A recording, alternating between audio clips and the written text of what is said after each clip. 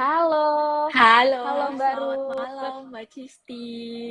Selamat malam. Apa kabar Mbak Ruth? Puji Tuhan baik. Gimana Mbak Cisti, apa kabar? Baik, Mbak Ruth. Oke, Mbak Ruth, ini kayaknya teman-teman juga nggak sabar buat kenal lebih dalam sama Mbak Ruth. Bolehlah kenalkan diri dulu. Oke, jadi kenalin saya Ruth Yendra dari Kustodia Sentral Efek Indonesia yang pada malam hari ini sangat terima kasih banget buat Ajaib Sekuritas nih yang udah ngajakin KSCI untuk live IG bareng gitu ya untuk bertemu sama nasabah-nasabahnya Ajaib Sekuritas. Mbak Cisti.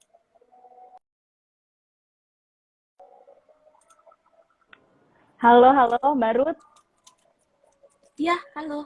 Halo Mbak Ruth. Ya, Iya, kayaknya tadi sempat keputus ini. Kayaknya masalah koneksi. Halo Mbak Ruth. oh iya, gimana? Udah Oke, lancar? udah. Semoga nggak ada kendala lagi ya Mbak Ruth ya. Iya, Oke, Mbak Ruth, ini kita gimana? langsung Oke, aja. lanjut. Ini pertanyaan pertama nih, Mbak Ruth.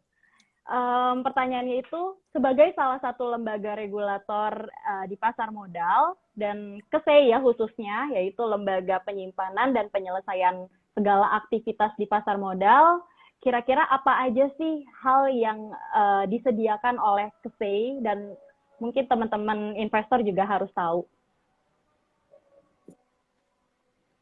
Iya, jadi seperti ini. Memang KSCI ini memiliki peran yang sangat strategis ya di pasar modal Indonesia karena sesuai dengan Undang-Undang Nomor 8 Tahun 95 itu berperan sebagai lembaga penyimpanan dan penyelesaian nih di pasar modal. Nah, dalam menjalankan perannya sebagai LPP ini, KSCI itu uh, mempunyai layanan-layanan gitu ya untuk para pemakai jasanya. Nah, salah satu layanannya adalah yang pertama adalah uh, sebagai penyimpan efek gitu ya, penyimpanan efek gitu. Jadi semua efek yang ditransaksikan di Bursa Efek Indonesia itu disimpannya di KSCI ini. Jadi dalam bentuk scriptless ya, karena kan memang sejak tahun 2000 efek itu kan sudah dikonversi jadi script ya, dan Bursa Efek Indonesia, KPEI, KSCI itu sudah menerapkan sistem atau perdagangan scriptless trading gitu ya, perdagangan efek secara scriptless. Jadi efek yang bersifat scriptless ini disimpannya di KSCI. Nah, lalu halo, ini Halo. putus-putus yang jelek sinyal saya atau sinyalnya Mbak Cisti nih? Di saya jelas kok. Di saya jelas kok, Oh, jelas Mbak ya. Ruth. Oh, soalnya tadi Jelas. kayak muter-muter gitu loh. Aman. Oke. Lanjut ya. Tadi kan sebagai Lanjut. penyimpanan efek gitu ya. Lalu yang kedua ya penyelesaian transaksi. Karena tadi kan lembaga penyimpanan dan penyelesaian. Jadi ya efeknya disimpan di KSCI sebagai sentral custody-nya. Lalu penyelesaian transaksi gitu ya. Penyelesaian transaksi ini uh, semua transaksi yang terjadi di bursa ya itu diselesaikannya di KSCI gitu ya, dipindah bukukan. Karena kan dalam transaksi itu pasti ada yang jual dan beli kan. Nah, yang jual ya pastinya dia akan dapat uangnya, yang beli dia akan dapat sahamnya. Nah, itu kan ada perpindahan ya antara efeknya itu. Nah, lalu selanjutnya KSCI ini juga mengadministrasikan reksadana juga gitu. Jadi nggak cuman saham gitu ya yang diadministrasikan KSCI, reksadana juga. Jadi udah komplit nih, karena kan memang pilihan dalam berinvestasi itu kan nggak cuma saham atau obligasi kan, tapi juga ada reksadana, tergantung kita profil resikonya seperti apa gitu ya. Nah, Selanjutnya KSCI ini juga punya layanan nih namanya akses KSCI, acuan kepemilikan sekuritas. Nah, akses KSCI ini itu sebagai sarana keterbukaan informasinya KSCI kepada para investor. Karena tadi kan central custody-nya itu kan ada di KSCI kan. Tapi kalau investor mau bertransaksi di pasar modal, itu kan memang nggak bisa langsung kan, harus ada brokernya atau perantaranya sebagai perantaranya si investor untuk bertransaksi di bursa efek gitu ya. Nah, sebagai keterbukaan informasi, KSCI ini memberikan si fasilitas akses supaya investor itu bisa melakukan pengecekan langsung, bener nggak nih? Misalnya tadi kan brokernya Ajaib gitu ya, misalnya Ajaib Sekuritas. Nah, bener nggak nih yang udah di input nih transaksinya melalui online trading yang disediakan oleh Ajaib, udah bener nih sahamnya udah kesimpan di KSCI sebagai central custody-nya gitu. Nah, itu melalui si fasilitas akses yang mungkin nanti kita akan bahas lanjut karena ada hubungannya sama tadi ya hadiahnya malam ini ya. Wow, oke tuh teman-teman, saya ingatkan kembali. Jadi dari acara live IG ini kita menyediakan giveaway untuk 5 orang yang beruntung. Caranya gimana? Caranya teman-teman silakan email ke marketing@ajaib.co.id, email sertakan screenshot dari teman-teman yang memang sudah aktivasi account di akses.kesei.co.id-nya nih ya. Jadi langsung nih buru-buru teman-teman email karena udah banyak banget baru yang email. Iya, Iya, oke. udah banyak banget yang email. Nah, jadi teman-teman buru-buru ya, kalau belum email, langsung aja email, screenshot email marketing@ajaib.co.id. Nanti teman-teman berkesempatan mendapatkan hadiah dengan total hadiah 1 juta rupiah saldo RDN di rekening Ajaib nih teman-teman. Oke, baru Ya, kita balik lagi nih ya ke materi ya. ya. Untuk investor ya, gimana sih caranya investor bisa memperoleh layanan yang disediakan oleh Kesei? Oke. Jadi sebenarnya ini tuh KSEI itu tidak berhubungan langsung dengan investor gitu ya. Jadi memang investor ini berhubungannya dengan si perusahaan efek atau si brokernya ini. Saya Ajaib Sekuritas gitu ya. Uh, Nanti investor misalnya pengen berinvestasi gitu melalui Ajaib Sekuritas. Jadi tinggal buka rekening aja di Ajaib. Pokoknya nanti yang ngurusin rekeningnya yang di KSEI gitu, RDE-nya dia gitu tuh Ajaib Sekuritas gitu. Jadi investor nih nggak perlu repot-repot untuk menghubungi KSEI gitu ya, untuk datang ke KSEI mau ini dong buka rekening gitu, nggak perlu repot-repot. Tapi udah ada yang membantu nih dan mempermudah gitu ya dalam berkaitan lah ya dengan KSEI. Pasti dapat sih kalau investor memang secara langsung tuh ya semuanya dapat fasilitasnya KSEI gitu. Dapat SID-nya, dapat rekeningnya gitu ya. Untuk nyimpen sahamnya yang memang disimpan di KSEI itu per rekening sih gitu Mbak. Jadi nggak perlu khawatir teman-teman nggak, oh kok aku baru kenal KSEI ya, padahal udah bertransaksi lama nih. Ya secara nggak langsung emang udah mendapatkan uh, udah mendapatkan fasilitas atau layanan dari KSEI gitu. Oke, nah ini baru banyak banget yang bertanya nih ke saya juga, apalagi kalau Ya, teman-teman yang mau coba ikut EIPO nih, kayaknya udah nggak asing oke. dengan, kayaknya udah nggak asing dengan istilah sub rekening efek ya Ya, SRE. Nah mungkin lewat Barut bisa ya, dijelaskan apa itu sub rekening efek dan kira-kira tujuan juga manfaatnya itu apa sih Barut? oke. Jadi, subrekening efek itu adalah rekening untuk nyimpen efeknya kita gitu ya, sahamnya kita.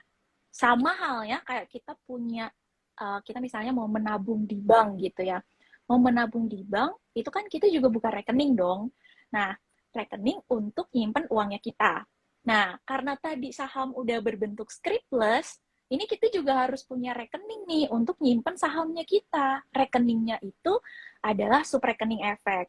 Nah, ini yang tadi nih, teman-teman kalau pengen berinvestasi di pasar modal, kan pendaftarannya melalui Ajaib gitu ya. Nah, Ajaib nanti akan membukakan si subrekening efek ini di KSEI gitu untuk nyimpen sahamnya nanti. Karena kan kalau udah mulai transaksi, misalnya misalnya beli gitu ya, misalnya habis beli, ya sahamnya disimpannya di SRE itu gitu. Oke. Nah, dalam KSEI juga kan kayaknya ada istilah si best nih, Barut. Ya. Si strip Ya. best. Nah, bisa dijelasin nggak, Barut, si best itu apa? Nah, kalau si best ini sebenarnya adalah sistem ya. Sistem yang digunakan untuk penyimpanan dan penyelesaian transaksi efek itu gitu. Uh, selain si best sebenarnya juga ada nih namanya S-Invest untuk nyimpen atau untuk mengadministrasikan reksadana. Jadi ada 2 core sistemnya KSEI gitu ya, kayak misalnya di bursa. Nah, itu JATS gitu ya, Jakarta Automatic Trading System gitu. Terus kalau di KPEI sistemnya ID Clears gitu ya, e-clear gitu ya. Nah, di KSEI sistemnya namanya CBES. Kepanjangannya itu Central Depository and Book Settlement System. Gitu. Nah, itu sebuah sistem memang yang digunakan untuk melakukan penyimpanan dan penyelesaian transaksi. Gitu, Mbak. Oke, tuh ya teman-teman ya. Jadi CBES itu adalah sebuah sistem yang digunakan untuk penyelesaian transaksi gitu. Oke, ini banyak banget yang nanya nih di running komen nih, Barut. Jadi caranya gimana untuk teman-teman bisa mendapatkan giveaway? Caranya itu teman-teman screenshot. Ini sekali lagi saya informasikan, teman-teman screenshot bukti teman-teman sudah aktivasi account KSEI-nya ya di www.akses.kestay.co.id. Nah, teman-teman nanti bisa mengirimkan bukti screenshot tersebut ke email marketing@ajaib.co.id. Nanti kalau teman-teman mau informasi lebih lengkap bisa cek di IG story kita, karena kita juga udah informasikan dari sore hari tadi nih, kita udah informasikan hal itu. Mantap. Nanti teman-teman berkesempatan dapat total hadiah saldo RDN yaitu 1 juta rupiah saldo RDN. Nanti ada 5 orang beruntung yang kita pilih. Oke. Ya lanjut lagi ya, Mbak Ruth ya. Ya. Nah, Mbak Ruth, KSEI ini kan punya fasilitas yang dapat diakses di website ya, di www.akses.kestay.co.id. Ya. Nah, kira-kira manfaat apa aja sih yang bisa diterima oleh investor dengan mengakses akses KSEI tersebut? Oke. Apa berasa belibet ya? Mengakses kayaknya. Iya, ini memang jadi dulu juga nih ada ini sedikit intermezzo ya. Dulu tuh ada juga nih kita di call center pernah terima telepon nih dari rumah sakit. Ternyata si bapaknya ini itu kasih kartu aksesnya KSEI ke rumah sakit. Dia pikirnya askes kan, waktu itu kan askes kan, jadi kebalik. Oke, jadi memang fasilitas akses ini, acuan kepemilikan sekuritas ini memang salah satu fasilitas yang diberikan oleh KSEI kepada para investor sebagai keterbukaan informasi. Karena memang tadi ya, kalau kita balik lagi di penjelasan awal bahwa investor ini nggak berhubungan langsung dengan baik itu bursa efek ataupun KSEI dalam melakukan transaksi di pasar modal kan. Nah, tapi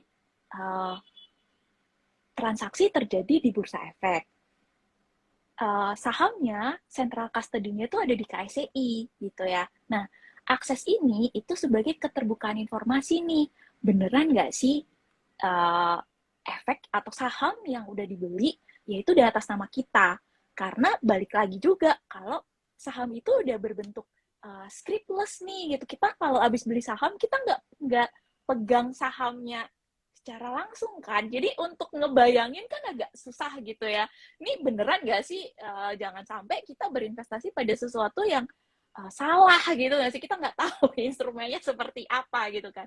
Nah, caranya ya abis gimana kita memastikan bahwa memang saham yang udah dibeli itu udah atas nama kita gitu. Nah, itu melalui si fasilitas akses, Mbak. Jadi abis beli saham gitu ya misalnya. Nah, sebagai informasi juga yang data yang ditampilkan di akses itu adalah saham-saham yang udah settle ya.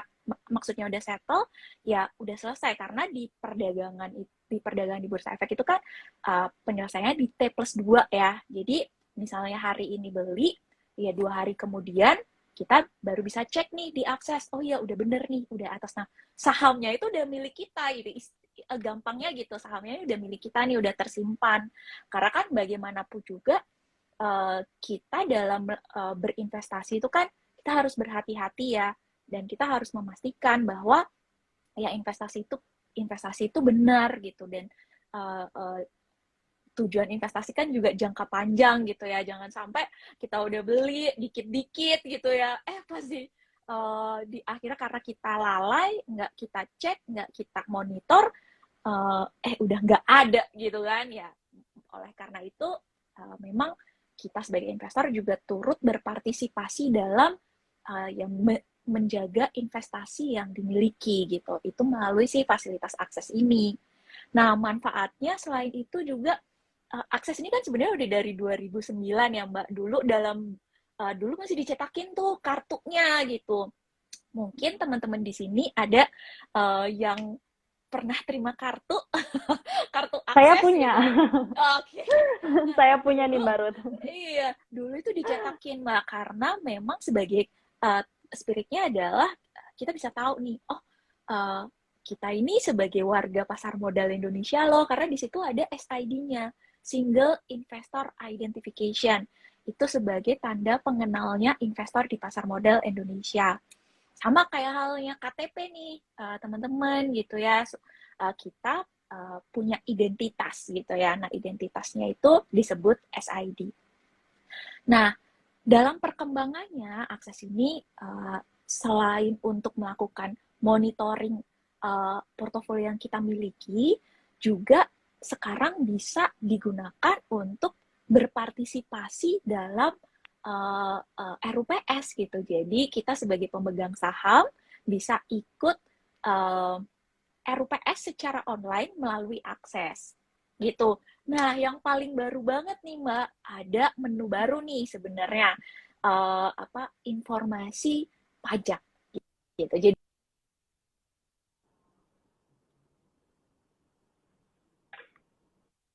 keputus nih, sorry. sorry. Nah, ada informasi pajak. Jadi kan ini lagi zamannya lapor pajak nih ya, gitu ya. Lapor pajak. Pasti kan kita punya saham itu kan sebagai asetnya kita yang perlu kita laporkan juga. Nah, kita tahu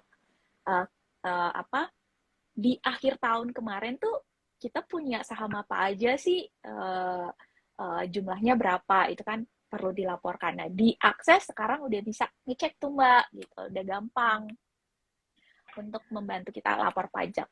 Kira-kira seperti itu. Wah, ini inovasi fitur yang luar biasa dan kayaknya membantu banget ya, Mbak Ruth ya. Karena Iya, saya sendiri juga sebagai investor kadang masih suka bertanya-tanya nih, gimana nih pajak yang mudah, saya dapat informasi yang lengkap soal pajak tuh seperti apa gitu. iya.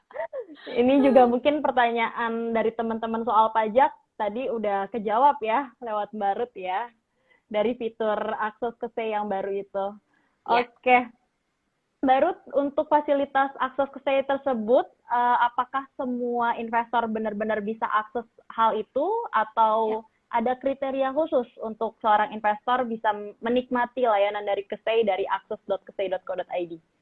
Ya, jadi memang sebenarnya semua investor itu berhak mendapatkan fasilitas akses. Karena investor tadi kan punya tanda pengenal kan. Ya, disebut sebagai investor pasar modal Indonesia ya saat punya SID. Nah, once kita punya SID, kita bisa menggunakan si fasilitas akses ini gitu untuk melakukan monitoring aset apa aja sih yang kita punya, jumlahnya berapa, dan bisa buat ikutan RUPS secara online yang mungkin di masa seperti ini menjadi jawaban, nggak bisa kemana-mana gitu ya, belum bisa kemana-mana gitu. Oke, berarti seluruh investor itu sudah bisa menikmati layanan dari KSEI ya, Mbak Ruth Ya, ya? ya, ya. Oke. Nah, kemudian jenis efek apa aja sih yang memang disimpan di layanan Kesei, Mbak Ruth? Oke, jadi saat ini tuh udah lebih dari 4.600 efek yang tersimpan di KSEI.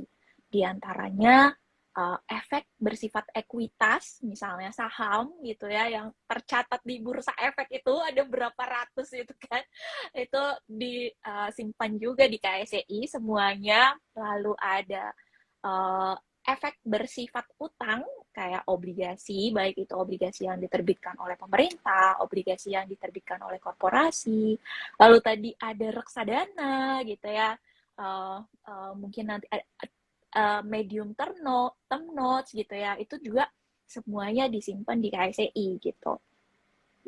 Oke. Nah, gimana halnya kalau seorang investor ternyata punya lebih dari satu sub rekening efek nih, Mbak Ruth? Apakah Nah, semua data investasinya itu akan menjadi satu kesatuan atau seperti apa? nah ini yang menarik nih. Tadi kan pilihan instrumen dalam berinvestasi kan banyak ya.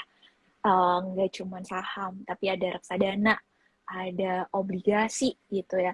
Nah, uh, uh, dan tidak ada batasan jumlah rekening yang bisa dimiliki oleh seorang investor. Jadi bisa aja nih, apalagi uh, perusahaan efek itu juga banyak gitu ya. Agen penjual reksadana juga banyak. Bisa aja uh, selain teman-teman ini menjadi nasabahnya Ajaib Sekuritas, mungkin juga punya nih rekening reksadana di marketplace yang lainnya gitu ya. Nah, itu rekeningnya kan beda-beda nih. Rekening boleh-boleh aja gitu, karena memang tadi subrekening efek itu untuk menyimpan saham gitu ya, atau dan obligasi. Nah, reksadana ini disimpan di rekening yang namanya IFUA, Investor Fund Unit Account. Jadi rekeningnya berbeda lagi. Nah, ini rekening-rekening ini itu boleh lebih dari satu. Tapi yang perlu diperhatikan adalah SID-nya tadi, single investor identification-nya tadi, identitasnya harus satu gitu ya. Meskipun rekeningnya banyak, dipastikan SID-nya tuh satu gitu, supaya nanti saat login ke akses bisa diketahui semuanya gitu loh. Uh, uh, di Ajaib misalnya, sahamnya punya apa aja, jumlahnya berapa, mutasinya seperti apa gitu ya. Terus misalnya di agen penjual reksadana lainnya, punya reksadana apa aja, jumlahnya berapa gitu ya. Terus RDN, oh ya kita ketinggalan nih, ada satu rekening lagi nih namanya RDN, rekening dana nasabah, itu untuk rekening untuk menyimpan dana kita yang digunakan untuk transaksi gitu ya. Jadi tadi istilah rekeningnya banyak ya, ada SRE untuk nyimpan saham, ada IFWA Investor Fund Unit Account untuk nyimpan reksadana, lalu ada RDN rekening dana nasabah untuk nyimpan dana transaksi kita. Nah, ini semua tuh bisa dimonitor, diakses saat ya SID-nya tadi satu gitu ya, namanya juga single investor identification. Itu adalah sifatnya atau harus satu gitu, tunggal gitu. Nah, rekeningnya boleh banyak, jadi bisa ke monitor semuanya gitu. Oke, tuh ya teman-teman ya. Jadi kalau teman-teman itu SID biasanya cuma satu. Ibaratnya itu Iya, adalah kartu identitas seperti KTP gitu. Kita kan cuma punya betul. nomor KTP satu ya, Mbak Ruth ya. Ya, Tapi kalau rumahnya untuk bisa banyak. ya rumahnya bisa banyak, bisa di mana-mana. Tapi nomor KTP-nya cuma satu gitu ya. Iya. Oke, Mbak Ruth, ini mungkin pertanyaan terakhir nih. Jadi kita sebagai seorang investor, apakah wajib untuk kita tahu layanan dari Kesei? Pasti ya, jangan sampai jadi gini, kita sebagai investor atau dalam melakukan berinvestasi, kita itu wajib tahu pihak-pihak siapa aja sih yang berkaitan atau berperan dalam investasi yang kita lakukan, gitu ya. Tadi udah dijelasin di awal bahwa ya KSEI ini menjadi salah satu pihak yang memang berkaitan nih dengan investasi yang dilakukan oleh teman-teman di pasar modal gitu ya. Jangan sampai nggak kenal, karena uh, yang namanya investasi, ya kita harus memastikan dong itu terregulasi dengan baik gitu. Terus pihak-pihak yang mengadministrasikan juga prudent dalam mengadministrasikan investasi kita gitu ya, dimana memang investasi itu kan namanya juga kita tujuan berinvestasi kan, misalnya kita punya kebebasan finansial di hari depan gitu ya, terus kita dapat uh, uh, keuntungan gitu. Nah, jangan nyampe kita cuman berorientasi pada keuntungan-keuntungan, tapi kita melupakan pihak-pihak siapa aja nih yang berperan nih. Ada nggak peraturan yang meregulasinya gitu ya? Jangan sampai, oke nih, cuannya gede nih, tapi kita nggak tahu ini produknya apa, gimana diadministrasikan, disimpannya seperti apa gitu. Terus nanti kalau ada apa-apa, pahit-pahitnya kalau kenapa, kita tuh harus gimana gitu sebagai investor tuh ada mekanisme perlindungan investasinya atau enggak gitu. Jadi dengan mengenal pihak-pihak yang berkaitan dengan investasi yang kita lakukan, dengan mengenal peraturan-peraturannya, diharapkan sih ya kita akan menjadi lebih nyaman gitu ya dalam melakukan investasi, dan nyaman dan aman gitu, karena kita tahu oh ya investasi kita ini benar nih, peraturannya jelas. Dan industri pasar modal itu termasuk industri yang highly regulated gitu ya. Peraturannya banyak, kalau teman-teman mau cek itu peraturannya banyak banget gitu. Jadi uh, uh, baiknya teman-teman juga memahami itu gitu ya. Setuju. Supaya kita bisa, kalau kita paham, kita bisa nyaman gitu ya, Mbak Rit ya. Betul. Sehingga investasinya tuh ke depannya bisa langgeng lah ya, bisa panjang gitu holding periodnya gitu ya, Mbak Rit ya. Ya. Oke, Mbak Rut, ini kita mungkin ke sesi tanya jawab. Di sini udah banyak banget nih Mbak Rut yang nanya ya. Oh iya. Waduh. Tapi ini saya pilihin pertanyaan yang relate dengan judul malam hari ini. Pertama itu, Oke. pertama ada pertanyaan dari Erika.Paramita. Bagaimana keamanan data investor di KSEI, Kak Rut?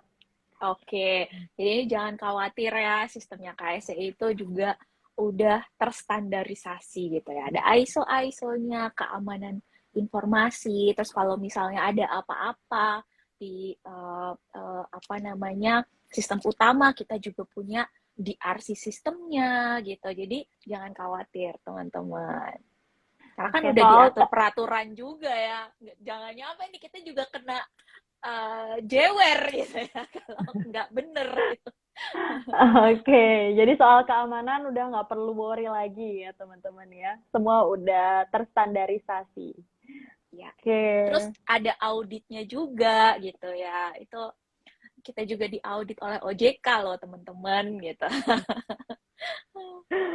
Oke, pertanyaannya hmm, ada lagi. Nah, ini pertanyaannya bagus nih Mbak Ruth.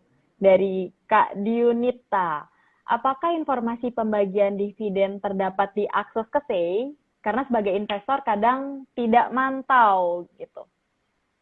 Ya, jadi sebenarnya kalau pembagian dividen itu kan sebenarnya ada pengumumannya ya. Kalau diakses sendiri itu ada di informasi corporate action sih sebenarnya, tapi bisa dicek juga di saldo RDE-nya gitu, di saldo RDE-nya.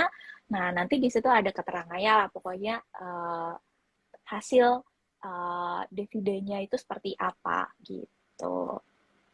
Oke, ini Mbak Ruth, ini saya baca ada di running comment, jangan sampai bocor sahamku ya Mbak Ruth. Waduh. Jangan sampai bocor katanya. Iya, karena memang data-data yang ada di KSI itu juga private and confidential ya. Mau masuk akses aja untuk melakukan registrasi itu meskipun user friendly gitu ya. Semua data-data yang dimasukin itu divalidasi. Ini catatan juga, Mbak. Jadi dalam melakukan registrasi ke akses, alamat emailnya ini yang juga sering banget teman-teman gagal melakukan registrasi ya, karena eh, aku percaya juga sih teman-teman pasti alamat emailnya lebih dari satu gitu ya. Tapi saat melakukan registrasi harus menggunakan alamat email yang terdaftar gitu, yang waktu daftar rekening di Ajaib gitu misalnya. Nah, itu pakai alamat email yang mana nih? Nah, itu nanti yang akan digunakan untuk registrasi gitu supaya sistemnya akses ini juga kenal karena kan tadi semua data yang di dalamnya adalah private and confidential kan harus ada validasi data yang digunakan untuk melakukan registrasi gitu. Betul, betul. Pertama kali registrasi aja isi data diri, terus harus verifikasi email ya, Barut ya. Iya, betul, betul.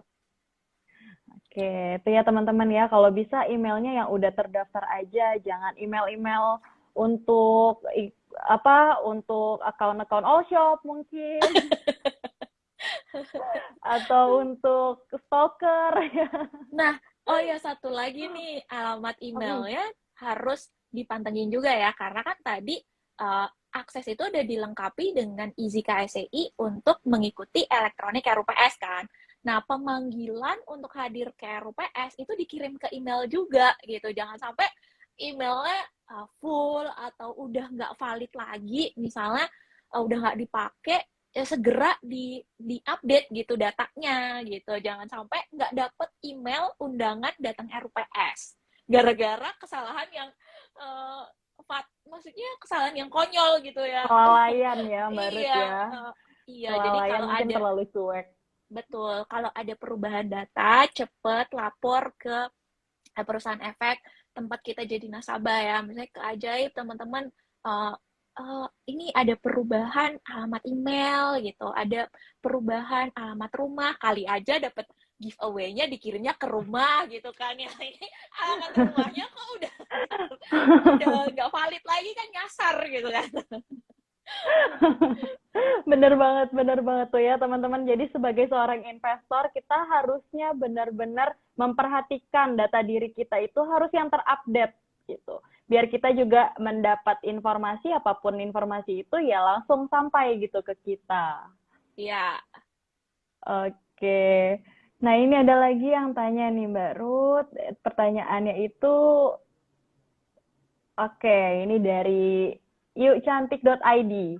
Pertanyaannya, bagaimana cara bisa ikut RUPS online? Apakah punya satu lot udah boleh ikut RUPS online? Atau gimana sih cara dapetin undangannya? Nah, Silakan, Barut.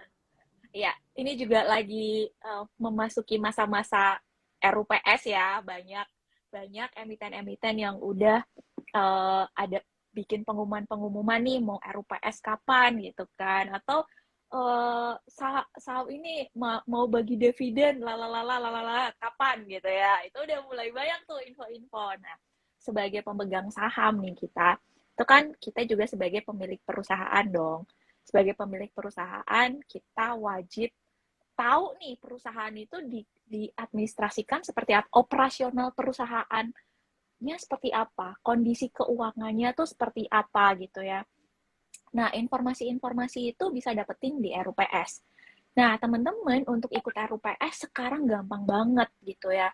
Tadi kan udah dijelasin soal akses nih. Nah, untuk ikut RUPS udah bisa langsung nih melalui akses. Teman-teman bisa login ke akses, nanti di situ ada menu easy. Nah, di easy itu nanti tinggal ada dua menu gitu ya. Ada dua sub menu di mana nanti yang sub menu yang pertama itu akan ada e-meeting hall-nya gitu ya. Kita bisa kasih deklarasi. Kita mau datang secara langsung atau kita mau mewakilkan. Karena kan bisa aja nih kita dalam sehari karena sahamnya banyak gitu ya. Misalnya kita punya 20 saham deh di portofolio gitu. Nah, pada hari yang sama ada 5 saham nih, ada 5 emiten yang menyelenggarakan RUPS di hari dan jam yang sama. Nah, kita kan bingung ya, kita mau datang yang mana nih gitu. Oke lah yang Iya, 1, 2, 3, karena misalnya punya gadget 3 gitu ya, misalnya punya gadgetnya 3, ada handphone, ada tab, ada laptop. Itu ada bisa ikut 3 RUPS secara langsung, secara bersama. Nah, yang dua lagi gimana nih kalau udah nggak ada gadget yang tersisa nih? Itu bisa dikuasakan kehadirannya kepada misalnya temennya gitu ya. Lu mau bantuin gue nggak? Mau datang RUPS nggak? Gitu kan. Biar tahu gimana sih rasanya gitu ya sebagai pemilik perusahaan gitu. Karena kan kita ikut RUPS kan kita sebagai pemilik perusahaannya kan. Nah, itu bisa diwakilkan gitu. Nah, lalu apa namanya? Tadi melalui akses di situ juga ada yang kedua adalah tayangan RUPS-nya. Nah, untuk kan tadi udah dapat pemanggilan nih, pemanggilan melalui email gitu ya. Email tanggal sekian akan ada dilaksanakan RUPS gitu ya.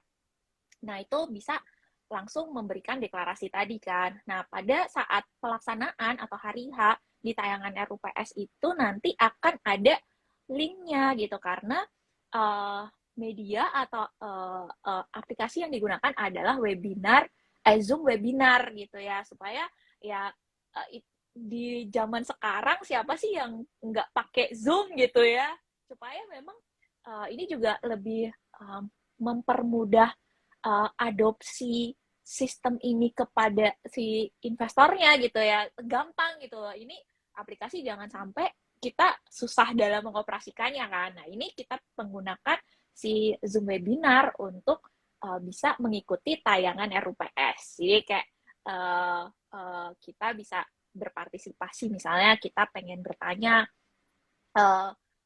isu-isu apa sih sebenarnya yang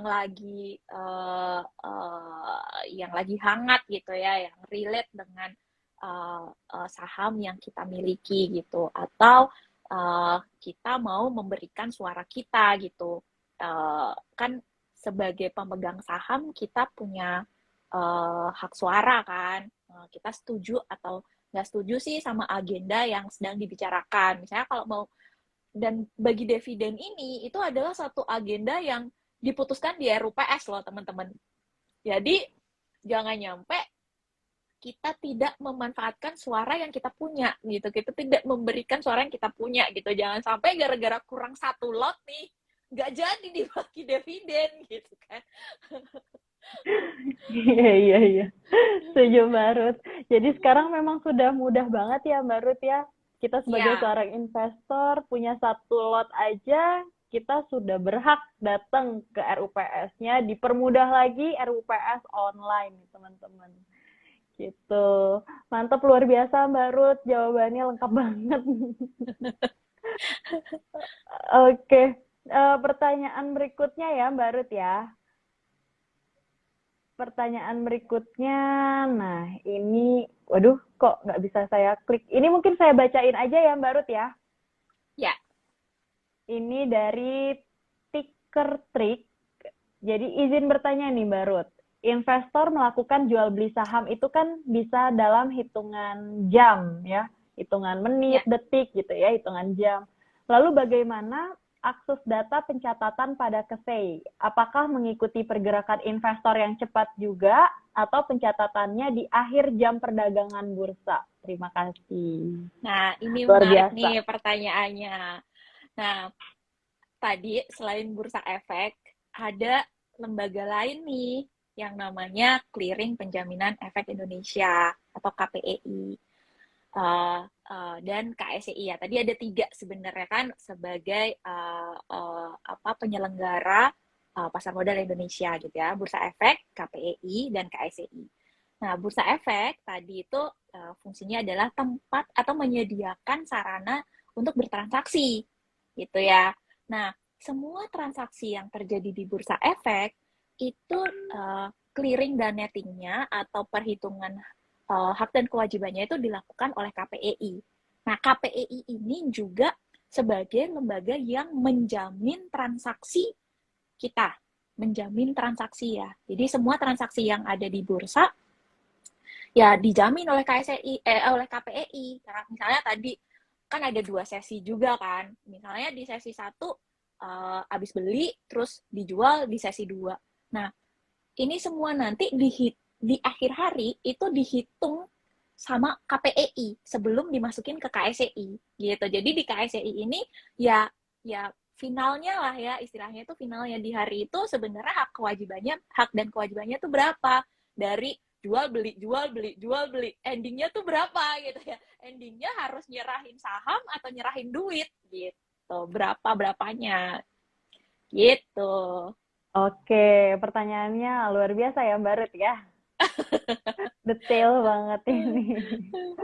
Oke, ini ada pertanyaan lagi. Nggak apa-apa ya Mbak Ruth ya, dibantu Iya, jawab nggak ya. apa-apa. Oke, ini ada pertanyaan menarik juga dari kadiahns.id. Apakah kejahatan cyber ini bisa memungkinkan kali ya, bisa kemungkinan dari nomor SID yang diketahui orang lain? Gimana tuh Mbak Oh, Ruth? Kebocoran nah, data mungkin ya. ya. Nah, ini kecil kemungkinannya ya. Kita sih nggak, kalau misalnya nih, SID kita diketahui oleh orang lain gitu ya. Nah, itu orang lain itu juga nggak bisa ngapa-ngapain gitu terhadap SID-nya. Karena apa? Nih misalnya ya contohnya, kan tadi untuk melakukan registrasi atau login, itu kan ada user ID dan password yang memang sudah kita buat dong. Nggak, nggak pakai SID gitu loh, nggak pakai SID untuk masuk uh, ke akses gitu ya. Terus misalnya ke online tradingnya brokernya kita deh gitu, ke aja. Pasti punya user ID dan passwordnya sendiri kan. Dan nggak bisa misalnya orang yang nggak tahu user ID dan passwordnya kita masuk ke situ gitu loh. SID ini sebenarnya uh, sebagai identitasnya kita aja gitu ya, identitasnya dari investor di pasar modal. Nah, identitas ini juga ada partnya yang namanya trading ID gitu ya. Trading ID ini nanti untuk si bursa efek mengidentifikasi gitu, siapa nih yang lakukan perdagangan nih gitu ya, siapa dan siapa itu bisa diketahui dari si trading ID-nya itu yang merupakan bagian dari SID yang kita punya gitu. Jadi sebenarnya jangan khawatir kalaupun misalnya SID-nya diketahui oleh root gitu ya, misalnya rootnya nggak bisa ngapa-ngapain. Iya. Oke, oke. Jadi simpelnya nih teman-teman, sederhananya itu ibaratnya kayak nomor rekening aja gitu ya. Teman-teman Ya, mungkin tahu nomor rekening orang lain, tapi selama teman-teman nggak tahu PIN-nya, ya itu datanya akan tetap aman gitu. betul. Oke. Ini ada lagi pertanyaan, nggak apa-apa ya Mbak Ruth ya? Sip. Soalnya banyak banget ini pertanyaan yang masuk nih. Oke, Wah, seneng nih, pertanyaan. berarti banyak yang menyimak ya. Iya, banyak yang menyimak loh. Padahal Jumat ya, kayaknya udah weekend vibe nih harusnya nih. Udah hawa-hawa weekend. Oke, ini ada pertanyaan dari Arfan.23. Jika broker bermasalah, apakah saham investor akan mendapat perlindungan oleh SEI? Nah, oke. Jadi, KSE ini sebagai LPP itu juga memiliki mekanisme perlindungan investor gitu ya. Tadi misalnya subrekening efek. Subrekening efek itu kan udah atas nama masing-masing ya. Kayak misalnya Ruth temenan sama Mbak Chelsea gitu ya. Itu nggak bisa juga kita bikin rekening barengan gitu ya. Nanti pakai KTP-nya siapa, SID-nya siapa gitu. Itu udah atas nama masing-masing gitu. Itu yang pertama. Karena jadi saham yang kita punya itu tidak kecampur-campur gitu ya sama investor-investor lain gitu. Udah disimpan di rekeningnya atas nama masing-masing. Punya SID, punya identitas. Itu juga sebagai salah satu mekanisme perlindungan investor juga. Kita tuh diidentifikasi uh, berdasarkan SID itu kan. Kita, oh ini beneran nih investor di pasar modal Indonesia karena punya SID yang valid. Lalu ada RDN tadi, rekening dana nasabah. Itu juga diadministrasikan oleh bank administrator RDN yang memang udah diseleksi juga oleh KSEI gitu ya. Nggak sembarangan bank juga bisa menjadi bank administrator RDN gitu. Nah, untuk menyimpan dana transaksi tadi gitu ya. Dan uang kita itu nggak kecampur-campur sama yang lainnya juga gitu, atau sama brokernya kita sendiri, nggak bisa gitu. Karena ya saat kita mau transaksi ya kita harus masukin uang di rekening kita juga atas nama kita sendiri, atas nama masing-masing gitu. Lalu perlindungan selanjutnya adalah di akses, fasilitas akses tadi gitu ya. Nah, ini merupakan tadi keterbukaan informasi gitu ya. Kita nggak bisa menuntut keamanan. Peraturannya udah keren banget deh, semua mekanismenya udah ada. Tapi kalau kita nggak berpartisipasi juga dalam melakukan monitoring, ya kita nggak bisa nyalahin pihak lain juga gitu. Karena kita juga emang pernah dicek nggak investasi yang telah dilakukan gitu ya, gimana gitu. Nah, ini bisa ngeceknya di akses. Jadi itu mekanisme perlindungan yang memang diberikan oleh KSEI. Tapi ada juga pihak di pasar modal Indonesia namanya Indonesia SIPF gitu ya. Itu menjamin investasinya investor gitu. Nanti mungkin bisa collab juga tuh sama Indonesia SIPF. Gimana nih bisa investasi, mekanisme merekanya itu dalam menjamin investasi yang dimiliki gitu. Karena Indonesia SIPF ini itu LPS-nya di pasar modal gitu, kayak di bank itu kan, perbankan itu kan ada LPS gitu ya, lembaga penjamin simpanan gitu. Nah, di pasar modal juga punya teman-teman gitu, jadi jangan khawatir, nanti mungkin bisa diajakin collab tuh Mbak. Oke, thank you Mbak Ruth. Ini tadi ada di komen, keren, jelas sekali penjelasannya. Waduh, setuju. Terima kasih. Jelas banget Mbak Ruth penjelasannya. Oke, ini ada lagi yang bertanya, nggak apa-apa ya Mbak Ruth ya? Ya. Oke, ini mungkin pertanyaannya saya pilih yang relate dengan topik kita hari ini. Oke.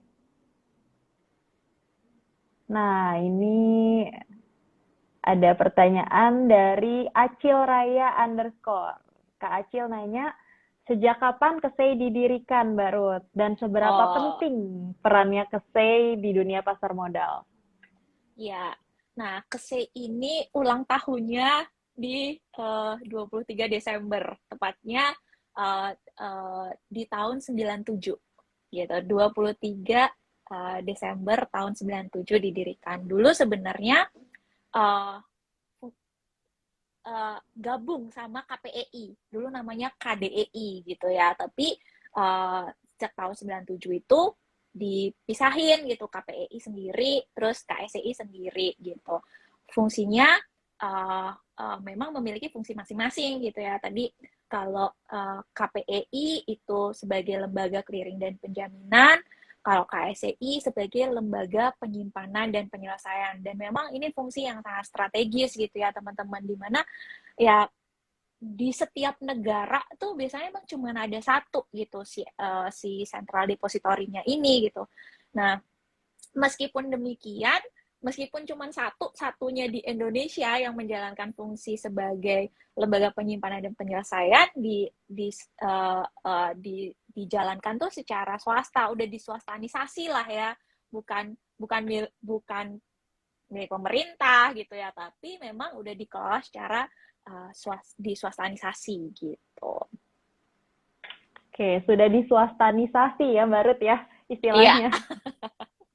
Sudah tidak dikelola pemerintah, swastanisasi nih teman-teman. 23 Desember 97, iya.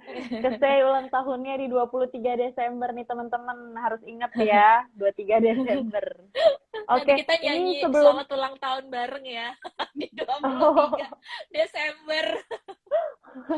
Boleh Mbak Ruth, nanti ingatkan saya ya Mbak Ruth ya. Oke, ini sebelum saya bacain beberapa pertanyaan selanjutnya nih Mbak Ruth, saya mau ingetin lagi ke teman-teman informasi tentang giveaway kita. Jadi kita ada giveaway teman-teman. Nanti teman-teman sebanyak 5 orang yang beruntung berhak mendapatkan hadiah dengan total hadiah 1 juta rupiah saldo RDN ya teman-teman. Caranya gimana? Teman-teman silakan screenshot data-data atau bukti teman-teman yang memang sudah aktif akun KSEI-nya di www.access.ksei.co.id. Nanti di screenshot, kemudian kirim ke email marketing@ajaib.co.id. Kita tunggu sampai tanggal 14 Maret di jam 1 siang nih teman-teman. Buruan ya, buruan email karena udah banyak banget yang email di kita. Jadi teman-teman, siapa tahu teman-teman beruntung ya, udah nonton Siapa IG tahu live beruntung, kita. betul. Siapa Iya, tahu beruntung. dapat informasi lebih, dapat giveaway pula ya. Kurang apa lagi kita ya? Rezeki nggak akan ketuker kok, rezeki nggak akan ketuker ya. Kalau emang udah waktunya menang ya menang aja gitu ya. Jadi Setuju. jangan sampai kita sendiri yang menghambat rezeki dengan tidak mengirimkan screenshot ya. Nah, betul. Karena gampang banget ya, Mbak Ruth ya. Tinggal Ya, screenshot terus kirim ke marketing@ajaib.co.id. Marketing@ajaib.co.id ya, Kak. Ini masih banyak yang nanya di komen. Marketing@ajaib.co.id. Oke, kita tunggu emailnya sampai tanggal 14 Maret 2022 di jam 1 siang. Oke, ini pertanyaan lanjut lagi ya Mbak Ruth ya. ya. Oke, ini pertanyaannya menarik nih.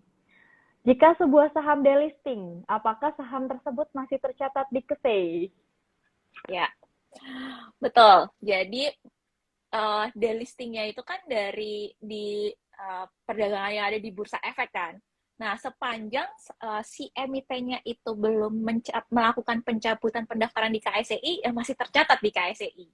Gitu. Masih tercatat tuh ya teman-teman ya. Oke, pertanyaan berikutnya.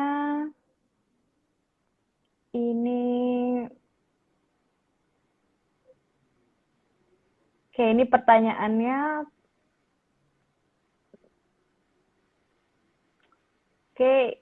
Dari _Sindon_Kosan. Berarti selama ini saya udah menggunakan sistem KSEI ya. Oh, ini lebih ke pernyataan kayaknya, bukan Oh iya. pertanyaan.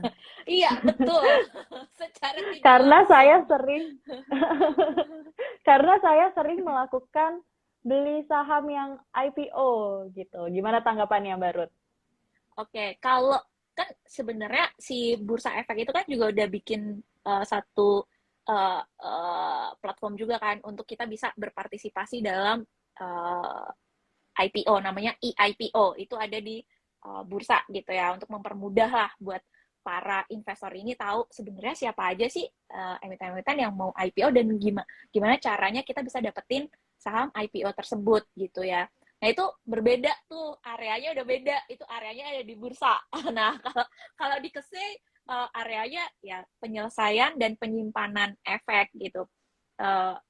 Yang untuk investor ya si akses tadi gitu. Kalau si base, Sinvest segala macam itu untuk istilahnya adalah partisipannya KSEI atau pemakai jasanya KSEI. Dalam hal ini si Ajaib Sekuritas gitu loh, misalnya. Nah, si Ajaib Sekuritas ini dia punya akses tuh ke Sibes, ke Sinvest gitu untuk tadi kan karena si Ajaib ini kan sebagai perantaranya teman-teman kan dalam melakukan transaksi di bursa efek gitu.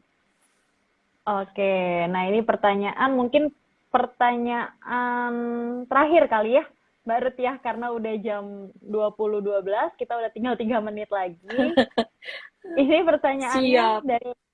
dari Yuda_Perman 4. Apakah pasar negosiasi masuk ke SEI? Ya, betul. Karena Masuk.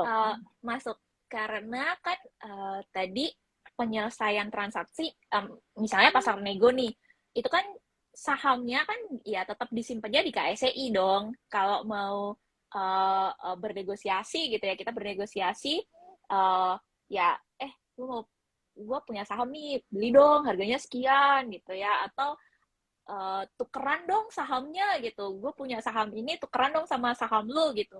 Nah, itu bisa aja kan, semua investor tadi kan rekeningnya itu ada di KSEI dong, super rekening efeknya ada di KSEI. Nah, untuk melakukan transaksi nego itu juga bisa diselesaikan oleh KSEI gitu.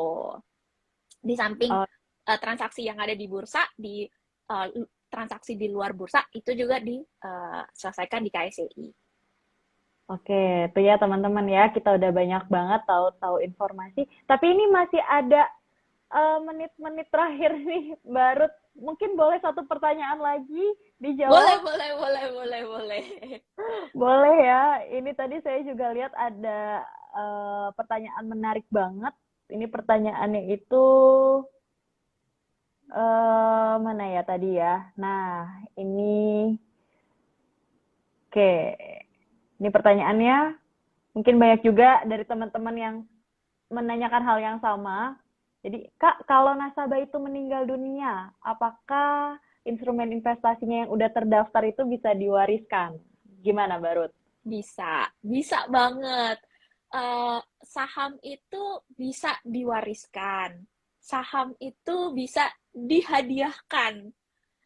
Kalau misal kita bisa ngerayu nih sama orang tua kita, mah pah, uh, mulai berinvestasi di saham ya, catatkan aku sebagai ahli warisnya. Saham bisa diwariskan. Atau misalnya ada temennya gitu ya, temennya yang ulang tahun. Karena kita udah bingung ya, apalagi ya kadonya ya. Kayaknya mau dibeliin sepatu, sepatunya dia udah banyak. Mau dibeliin baju, udah banyak. Tas udah banyak gitu. Nah, kita bisa hadiahin saham gitu. Buka rekening dulu ya di Ajaib Sekuritas. Gue punya saham nih, gue mau kadoin saham gitu. Ini bisa-bisa aja gitu. Jadi Baik. semudah itu sih teman-teman. Bisa Hmm, diwariskan, bisa dihadiahkan, atau bisa dihibahkan gitu misalnya. Bisa banget. bisa banget ya. Tapi tetap ada standar dan prosedur yang harus Ya, dilakukan gitu dijalani. ya, dijalani teman-teman. Oke, Barut, ini kita kayaknya udah di akhir sesi banget, udah pas sejam ya, nggak perasa banget nih karena Barut tadi detail banget jawabnya, udah jelas banget. Oke, Syukurlah ya, terima kasih. semoga bisa dipahami. Iya, terima kasih banget Barut untuk waktunya. Dan di sini saya mau ingatkan lagi ya kepada teman-teman semua, segala transaksi atau aktivitas di pasar modal itu ada lembaga regulatornya. Ya, itu biasanya dikenal SRO, Lembaga Self Regulatory Organization. Di antaranya itu ada Bursa Efek, ada KEPEI sebagai lembaga clearing dan penjaminan, lalu ada KESEI. Nah, hari ini kita tadi barusan aja kita collab bersama Kesei dengan Mbak Ruth. Dan tentunya nih ya teman-teman ya, jadi teman-teman sebagai investor, teman-teman juga sudah dilindungi oleh satu lembaga regulator juga yaitu SIPF. Ajaib sudah terdaftar menjadi juga anggotanya SIPF nih. Jadi teman-teman nggak perlu khawatir. Teman-teman itu semua data-datanya sudah dilindungi. Teman-teman sebagai investor semua sudah dilindungi. Ada lembaga regulatornya. Oke, terima kasih Mbak Ruth untuk waktunya.